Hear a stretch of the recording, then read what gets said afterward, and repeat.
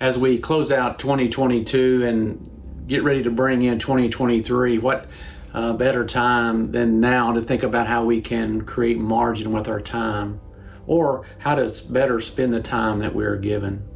Psalm 90 verse 12 says, "Teach us to number our days that we may gain a heart of wisdom." Teach us to number our days. That makes me think about my vacation that my wife and I just took. We flew to our destination, and so my wife booked our flights about 2 months ahead of time.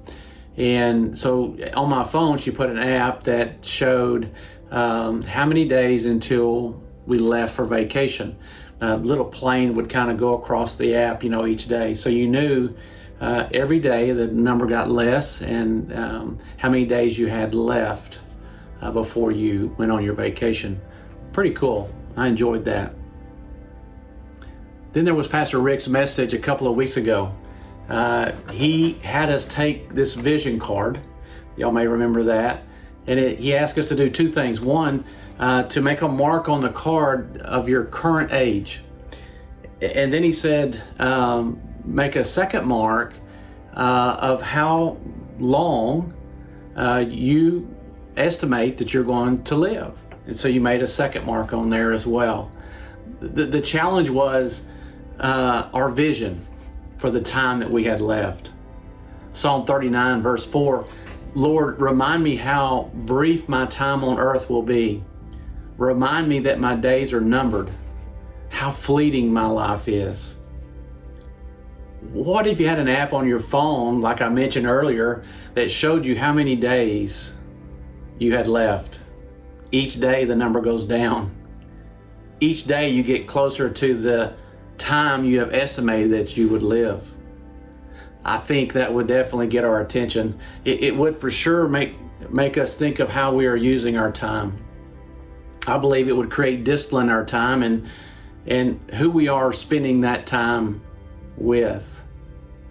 What if we took a moment and made a list of everything that is important in maintaining healthy relationships, healthy spiritual growth, healthy community? What about our rest? What about our physical body? Okay, I went too far there, I'm sorry. If there are any of those areas that I just mentioned that you would say, I need to work on, more than likely the reason you need to work on them is because you have not allowed enough time in that area. So how do we create time? Margin in our time. The word says there is a time to keep and a time to throw away. How do we decide what to throw away? One way is to decide what are the non-essentials in my life, or what is not absolutely necessary. Why don't we start with our closet? You're saying, how does my closet give me more time? Stay with me here just for a minute. Don't leave me yet. Do you have anything in your closet you haven't worn in, let's say, 2 years or more? How about those shoes you're hanging on to?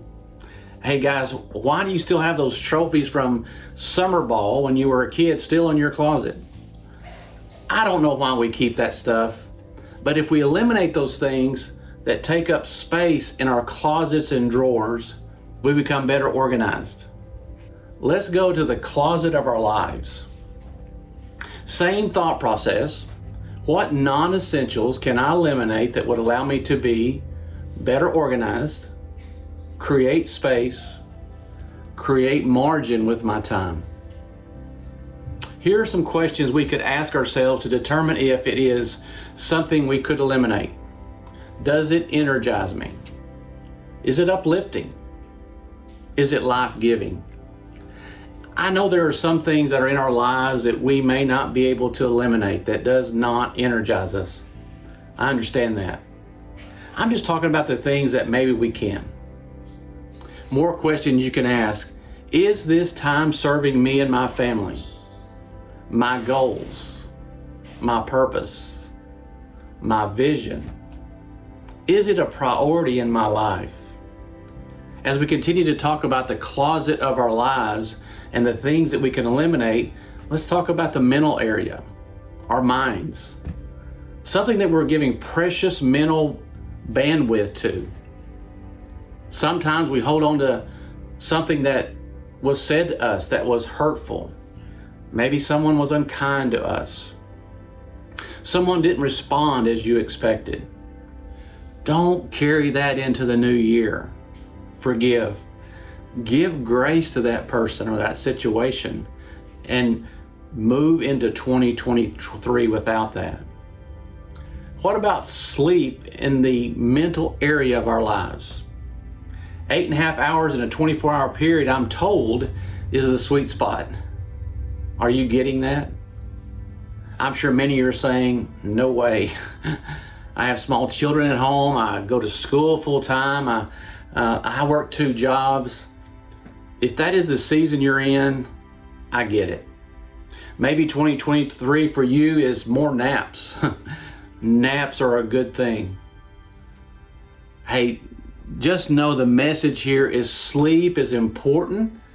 And as we're trying to create margin in our time, to try to dedicate some of the time to more sleep if you're not getting enough. Before I leave the conversation around sleep, let's talk about putting our phones to sleep. Put your phone to bed when you go to bed. Did you know the light on your phone confuses your brain into thinking that it's time to wake up instead of falling asleep? Put that thing to bed. You've had it all day. It's time for it to go to bed. How much time would you create if you turned your smartphone into a dumb phone? Delete some apps, turn off some notifications, limit your time on social media. This stuff we already know. But for you, maybe 2023 is the year that you make changes with your phone that create time that you didn't have. All right, last thing, your schedule. Am I investing in the right activities? Am I doing the right thing at the right time for the right reason? What can you say no to so you can be better at your yes? You actually may accomplish more by doing less. What are the most important things on your schedule? Who is most important? We can get stretched thin. Eliminate the non-essentials in your schedule to be fully present to what is most important. If you want to create margin with your time in 2023, first, explore. Explore the areas of your life that would be considered non-essential that you could eliminate. Second, develop a plan to eliminate those non-essentials that you identified. Everything may not be able to go away at the same time. Third, execute that plan in 2023. Finally, what are you going to do with all this margin you have created with your time? First, make God the priority in your schedule. That can start with Sabbath in your week, a day to rest, a day to worship, a day to draw closer to Him. Another is pause in your day, or Selah. This word is mentioned 74 times in the Bible, so I would say it is important to follow. Basically, allow time in your schedule each day to stop and to pause. And let your spirit and God's spirit catch up with one another. Also, it's important to retreat annually. Remember at the beginning I mentioned my wife and I taking a vacation. We try to do that at least once a year, and just her and I, it is so important for us to spend that time together. Find a way to retreat with your spouse, your family, or a close friend. Even if it's just for a few days, it's so important. The key word here is to pause. Retreat annually. Withdraw weekly. Sabbath. Divert daily. Selah. We can learn to be more responsible with our time. And it's easier to do that when we realize that time belongs to God. His Spirit says, if you'll make room, I'll come in. Let's create time in 2023. Let's have our schedules honor God, my family, my relationships, and my responsibilities. Happy New Year, everyone. God bless you.